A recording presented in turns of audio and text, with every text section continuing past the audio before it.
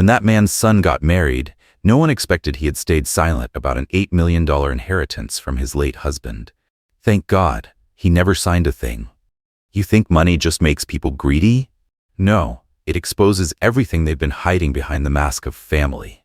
Stick with us for this intense and emotional story. Alan lived in a one-story vintage house, tucked quietly at the end of Sycamore Street, nearly a 30-minute drive from downtown. The house was painted white, with old shingle roofing, and an empty front porch where a single rotting wooden chair creaked now and then when the wind picked up. No one came by anymore. Neighbors used to see him with Thomas, a sharp, commanding man who carried himself with quiet authority. But ever since Thomas passed, Alan walked alone, slowly, silently. Thomas was Alan's partner. No one in the neighborhood really knew the nature of their relationship, and Alan never explained. They'd moved in together in 2009, planting gardens side by side, fixing fences as a pair. But there was no certificate, no marriage license. Back then, the law didn't allow it. Alan didn't care. Neither did Thomas. They had loved each other long enough not to need a certificate. But the world doesn't work that way. When Thomas suddenly collapsed in the bathroom one winter morning, his knee hitting the tile hard, wrists scraped and bleeding, mouth too stunned to call out anyone's name, Alan knew then he was just a shadow outside the frame. Scott, Thomas's son, didn't show up right away. It took him nearly a week to fly in from Chicago. When he finally arrived, he came through the side door, brushing past Alan like he was just the hired gardener. They sat at opposite ends of the dining table. No one touched a fork. "Thank you for handling everything," Scott said. His voice was flat, not warm, not cold. Like he was speaking to a funeral home director. Alan just nodded. In his pocket was still the death certificate he had signed himself, even though under state law an unrecognized partner has no legal right to sign. But since there was no one else, they let it slide. No one asked if he was the husband. The funeral lasted exactly 28 minutes. No big flower arrangements, no speeches. Scott had chosen the simplest package. Thomas was cremated, his ashes placed in a plain gray ceramic urn with no name engraved. Alan brought it home himself and set it on the windowsill. After that, Scott vanished. No calls, no questions about the house, no talk of the estate. Alan figured maybe he just wanted to let it all go. But he was wrong. 2 years passed. Every day, Alan started his morning by opening the back door, checking the fence, and watering the garden beds Thomas used to tend. The mint plants were dying off. The tomatoes, stubborn as ever, stayed green but never fruited. That was fine. Alan kept watering them anyway. Some days, Alan didn't speak a single word. The only sound was the ticking of the wall clock in the kitchen, a birthday gift from when Thomas turned 42. At night, he often opened the wooden cabinet and pulled out the thin notebook Thomas used to jot down ideas for the house. Fixing the living room, changing the curtain colors. The pages were yellowed, the ink smudged, but every line was still there. One note read, "Build a back porch so Alan can grow vegetables." Every time Alan got to that line, he'd close the notebook. Fast, like he was afraid something might break open, and then a message came. No call, no small talk, just a single line. "Classic Scott, Julie and I are getting married this Saturday at Southfield Country Club. If you're free, you're welcome to come." No greeting, no sign-off, no uncle or sir, or any word to define the relationship, just you. Alan read the message 3 times, then set the phone down and didn't reply. He stood up and walked straight to the back of the house, opened the shed, pulled out an old shoebox from the far corner. Inside was the tie Thomas had bought him. Price tag still attached. Deep navy blue with faint stripes. Thomas once said, "When we go to Scott's wedding, you'll wear this." Alan had laughed. Back then, they thought they'd sit in the front row together, be honored guests, be called by name. Not anymore. The wedding took place on a Saturday afternoon, the sun glaring off the pavement. Alan arrived early, as always. By the time he got there, the parking lot was nearly full. Brand new SUVs, rented sports cars, sleek black sedans lined up like a showroom. The resort overlooked a lake, all dark wood and glass walls. Servers in black suits held guest lists in hand, their eyes never pausing on a face for more than 2 seconds. Alan gave his name. The usher nodded without a word and handed him a thin name tag, printed on translucent paper. Alan Fisher. Guest. No family, no footnote, no ribbon like the ones worn by groomsmen or relatives of the bride. Just guest. He clipped it to his suit. The cold paper against the fabric felt like ice. Standing in the lobby for a moment, Alan watched the crowd filter in and out. No familiar faces. People laughed loudly, hugged, snapped selfies, adjusted dresses, fixed their hair, called out for champagne. An older man pushed open the glass door and urged his friend, "Come on, the good booze is inside. It's gonna run out." Alan stepped into the main hall. The room was wide and open, with a high ceiling and chandeliers that hung down like waterfalls of glass. Nearby, a row of long tables covered in white cloth and blue-tied chairs stretched across the floor. A young woman with a headset and a clipboard rushed past him, then stopped. "What's your name, sir?" she asked. "Alan Fisher." She nodded, checked the list, then pointed quickly to the right side of the ballroom. "Table 18, near the back door. Straight ahead, then turn left." Table 18 sat next to a side exit that led to the parking lot behind the kitchen. There were already 4 people at the table. No one Alan recognized. A man in his 50s wore a white dress shirt with a crease in the collar. Next to him, a woman with dark skin and oversized glasses gave Alan a polite nod as he arrived. No one asked anything. No one smiled. Alan pulled out a chair, sat down, and placed his name tag in front of him. The others continued talking about a new Italian restaurant in Queens, about someone's daughter getting into NYU, about a hassle with a car insurance company. After a while, the man asked, "Are you from the bride's side or the groom's?" Alan answered slowly, "I knew the groom's father." The man nodded. Didn't ask anything else. On stage, warm yellow lights poured down where Scott and his new wife, Julia, stood side by side. Julia wore a classic white lace gown, her hair pinned up with a nearly transparent veil. Scott was in a black tuxedo with a boutonniere matching her bouquet. They stood beside the bride's parents for photos. Her mother looked solemn. Her father beamed, mouth open like he was mid-joke. No one mentioned Alan. No eyes drifted toward table 18. When it was time for speeches, Scott took the mic, smiled faintly, and looked out at the guests. "First, I want to thank my mom, who raised me on her own and always believed that one day I'd marry someone like Julia." Applause broke out. Alan stayed still. Scott continued, "My dad, Thomas, was a remarkable man. There's no one else I ever looked up to with the same respect. He taught me how to stand tall, how to make decisions, and most importantly, he was always a man for his family." At that moment, Alan looked up. He caught Scott's eyes. Direct, certain, no hesitation when saying the word family. But in that family, there was no place for him. A woman at the next table leaned over to her friend and whispered, "Who's that man, the one by the back door?" Her friend squinted. "Probably Thomas's old driver, or like a personal assistant or something." Alan heard it clearly. He didn't react, just lifted his glass of water and took a small sip. Cold, like the sun outside didn't exist. The reception dragged on for over 3 hours. There was dancing, live music, games for the guests. At his table, people got up one by one to take photos, hit the dance floor, or head toward the dessert bar. No one invited Alan. No one said a word to him. As the wedding began to wind down, Alan stood up, adjusted his tie, and walked toward the exit. The wind off the lake blew back against him, tugging at his pant legs and the hem of his jacket. He didn't head straight for the car. Instead, he stopped at the edge of the lawn, where fallen leaves piled under a wide-branched tree, and looked out toward the back garden. Staff were cleaning up, collecting trays, stacking glasses. Not far from them, Alan saw Scott standing with Julia near a row of white rose bushes, their backs to the hall. They spoke softly, but Scott's voice carried, sharp enough to slice through the breeze. "After the wedding, I'm handling the rest of Dad's stuff," Scott said, gripping his wine glass. "I don't want it dragging on anymore." Julia nodded. No reaction. Alan stood still, fingers tightening around the name tag still clipped to his chest. A heavy ache bloomed in his chest and spread across his back. Not surprise, just confirmation. Scott didn't look his way, didn't know he was near. Alan quietly turned and walked toward the car. His shoes sank slightly into the damp grass. Each step steady, not rushed. Just like someone being erased from a photograph, no one even bothers to tear up. 3 days after the wedding, the rain came. Steady, thick, not heavy, but cold. Around noon, someone knocked on Alan's door.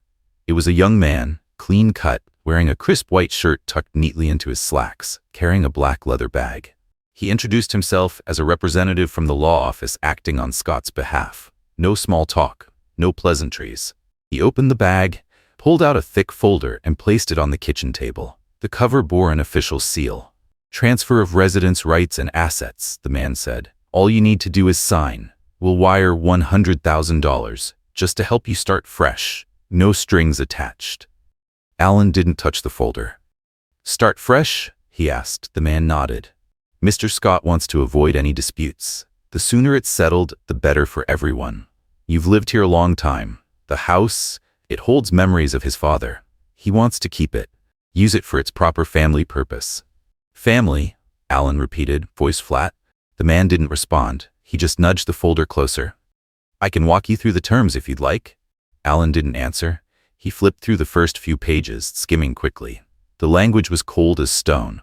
Waive all related rights, no future claims, prohibited from using the name or likeness of Thomas in any public context.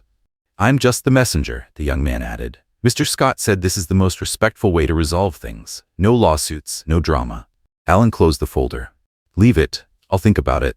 The man nodded. No pitch, no pressure. He stepped away as quietly as he'd arrived. The door shut. Silence returned to the house. Alan sat still for a long time. No lights, no cupboards opened, no water poured. Just him at the table staring at the folder. Pale yellow paper, black text, a curled corner on the cover. Then he stood. Walked slowly to the bedroom, opened the closet door, knelt down and pulled out a dark wooden box hidden beneath a pile of old linens. Inside was a ring of keys.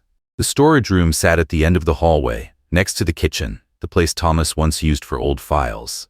In the back wall was a built-in safe, hidden behind a bookshelf and several unopened moving boxes. Alan moved the boxes one by one, shifted the shelf a few inches aside. The key slid into the lock, turned once, then again. A small click echoed. The safe door creaked open, releasing the scent of damp metal. Inside was a thick brown leather folder, tightly bound with a rubber band. On the front, a small label read, AF, Personal Trust. Alan pulled the folder out, his hands trembling slightly. Beneath it sat a black USB stick, labeled with a white sticker, Final Record 2019. He brought everything to the living room, turned on the lights. His fingers stiffened as he flipped through the pages. The documents had been prepared by a reputable law firm. Everything was signed. The certification bore a notary seal. Every detail was valid. One section of the document read, "By this document, I, Thomas E. Whitmore, agree to transfer full ownership of all assets, including real estate, investment accounts, shares, and all rights related to passive income from Whitmore Group into the AF Trust, with Alan Fisher as the sole beneficiary. This transfer shall take permanent effect upon my death." No need to read it twice. Alan knew that signature.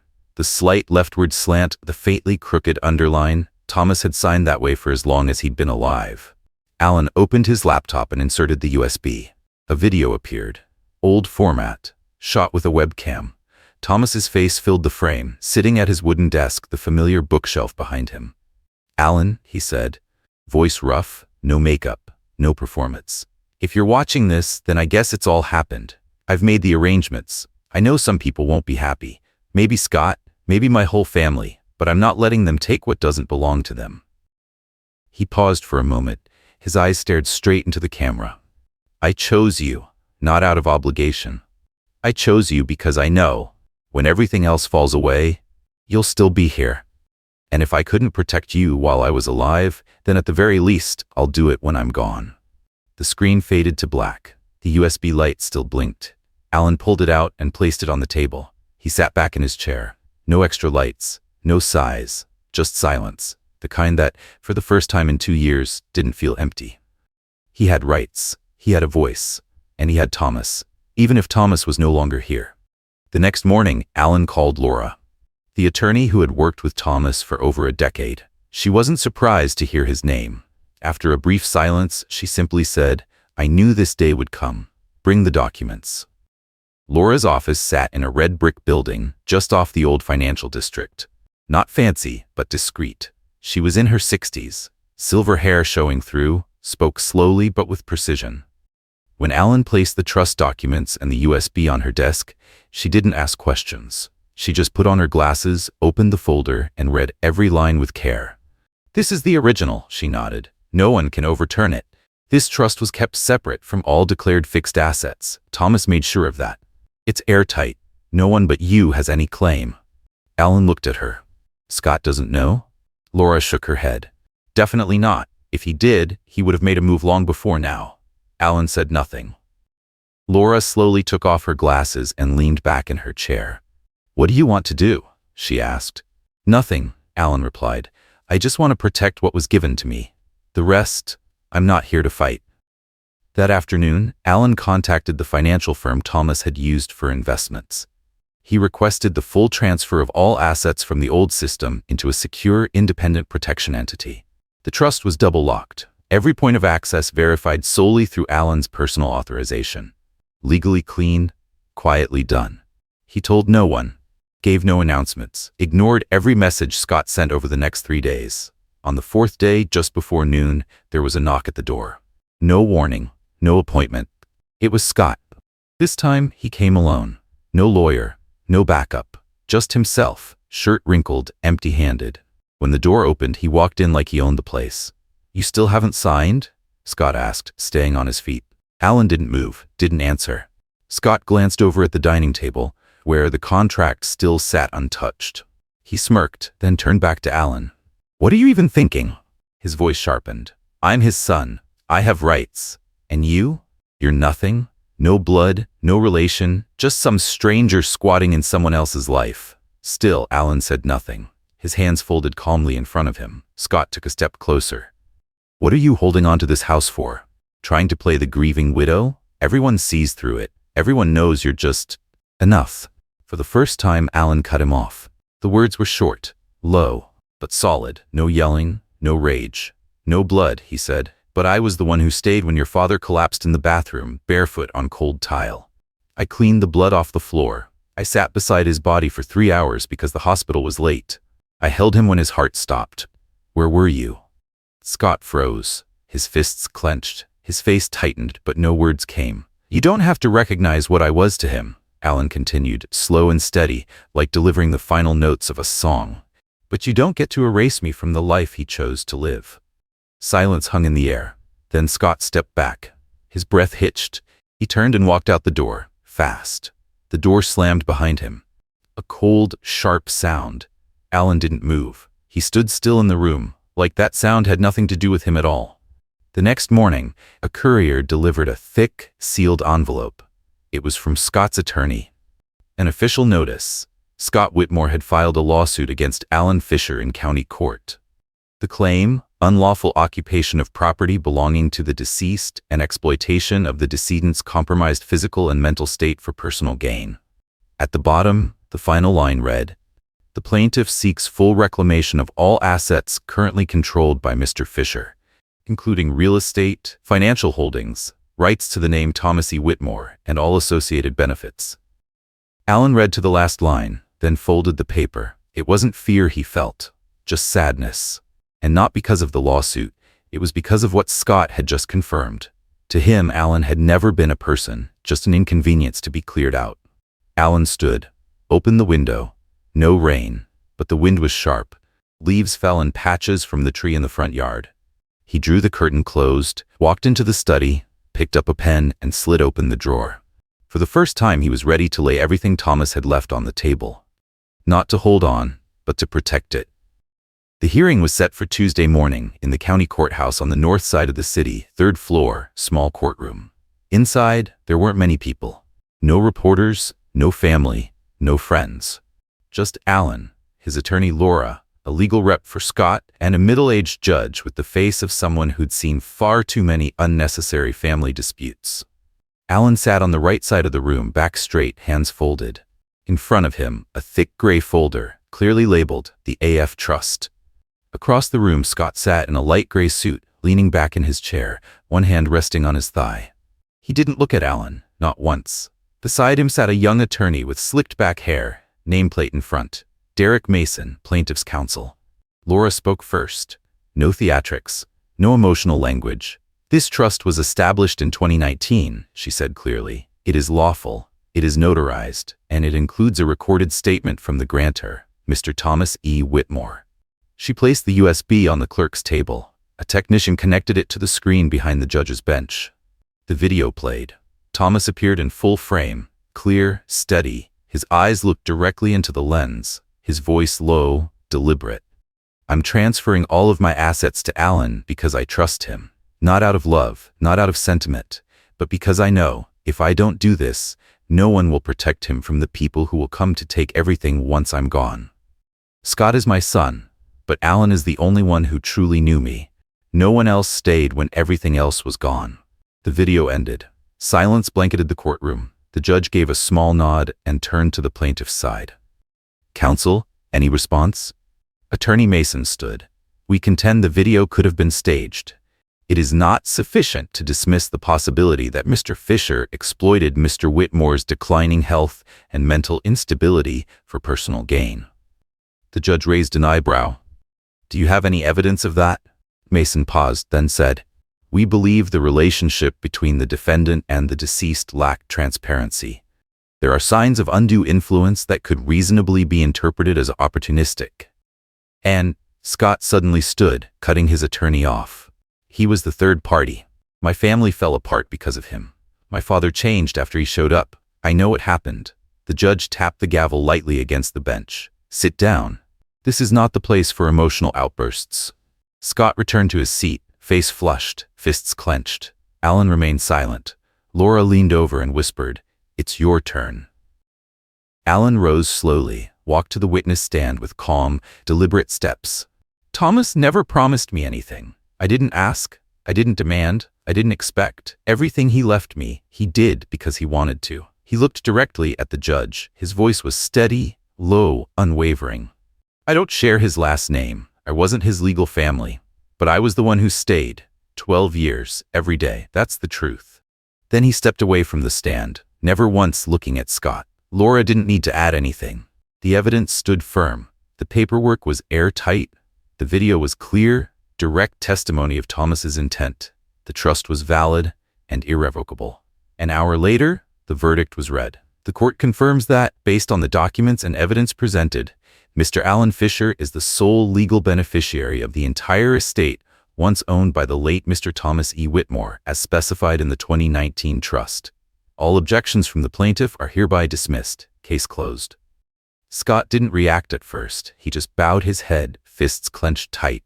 As he exited the courtroom, his face had gone pale. Alan didn't look back. The parking lot behind the courthouse stretched wide, freshly paved in black asphalt. The sky was thick with clouds, no sunlight in sight. Alan walked slowly to his car. He didn't glance sideways, didn't speak to anyone. As he opened the door, he could feel it, eyes watching him from behind. It was Scott. Standing a few meters away, hands in his pockets, shoulders tilted slightly, eyes heavy as stone. No greeting, no words, just a stare that hid nothing. Anger, defeat, and something close to hate. Alan met his eyes for 1 second, no more. Then he turned away, opened the door, sat down in the car. He started the engine. The car reversed slowly, then turned onto the main road. No victory, no loss. Just a man walking out of a courtroom, carrying a silence restored by justice. Alan left the city on a Wednesday morning. No letters, no announcements, just a spare set of keys left with Laura's office, along with a short note. "Leave everything as it is. Don't let anyone touch it." The White House at the end of Sycamore Street still stood. Curtains drawn, doors locked.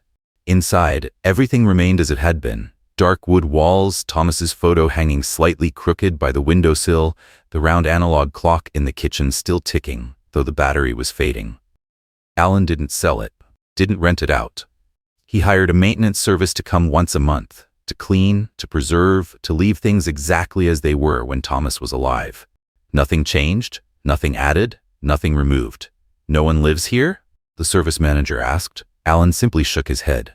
"Not anymore." The house became a place that belonged to no one, yet still held the presence of two people who had once lived there. A place that seemed to wait for something unknown, needing no explanation. Alan moved to a small town 2 hours away, near the state border. The air colder, trees growing close together, long stretches of road with no signs, no big trucks. The house he chose sat at the end of a dead-end lane. Low roof, raw wooden walls, small windows, no balcony. The neighbors didn't ask much. They saw an old man move in, quiet, steady, buying the same groceries each week, occasionally patching the roof alone, hauling his own trash to the truck. Some guessed he used to be a retired professor. Others thought maybe he was ex-military. Alan never corrected them, never confirmed anything. He set up a small corner of the house as a writing space, a long wooden table, an old lamp, a few hand-built wooden chairs. On the wall hung one of Thomas's early design sketches, a photocopy from his architecture notebook back in college. In the bottom corner, faint pencil read, "Sketch, Fall 1986. Each year, on Thomas's birthday, Alan sent a sum of money to the architecture school Thomas once attended, a quiet scholarship for low-income seniors. No letter, no signature. Only a single line of note, the TEW design grant. The school received it. Every year they awarded it to a student. No one knew who sent it. No one asked. They just saw the transfer come in, same day, same bank, no return address. Alan didn't need them to know. That first winter in the new town, the snow came early. He boarded the windows with wood, sealed the edges tight, lit the fireplace weeks ahead of schedule. Some nights, the temperature dropped below -20. The roof of the little house gave off a soft, steady creak, but he never complained. Each morning he brewed black tea, sliced an apple thin, unrolled one of Thomas's old blueprints, and sat with it a long while. Not to revise it, not to add to it, just to sit beside something that still remained. One afternoon, there was a knock at the door. It was a postal worker with a misdelivered package. As Alan opened the door, she glanced around and asked, "Do you live out here alone?" Alan nodded. "I live just enough." She smiled, didn't ask anything else. Over time, the town grew used to him. Not close, but familiar. People nodded when they passed. Someone invited him to a neighborhood meeting. He declined. Someone left a jar of homemade plum jam on his porch. He accepted, but never opened it. It wasn't that he shut himself off. He just learned, after so many years living in the shadow of another, that quiet wasn't avoidance. It was a way of living. At the end of spring, he planted 2 birch trees behind the house. With bare hands, he dug, one shovel at a time, slow but certain. When the trees stood upright, he looked at them for nearly 10 minutes. Not thinking, not speaking, just standing. That night, he wrote a single line in his notebook. "A day might change nothing, or it might be the first time I feel alive without anyone needing to say my name." No one ever read it. No one knew what he wrote. And Alan didn't need anyone to read it. Didn't need applause, didn't need recognition. All he needed was a quiet patch of earth to live the part of his life someone once tried to erase. And he had found it. No celebration, no victory, no defeat. Just a man stepping out from someone else's past, carrying only the part of life he had the right to keep. No more, no less. Not everyone who leaves us is a betrayer, and not everyone who stays is worthy. Some loves don't need names called out, don't need ceremonies, don't need signatures, and yet they hold quietly all the way to the very end. Thomas didn't leave Alan validation. Not from society, not from family, not from any crowd. But he left him the one thing no one could deny, trust.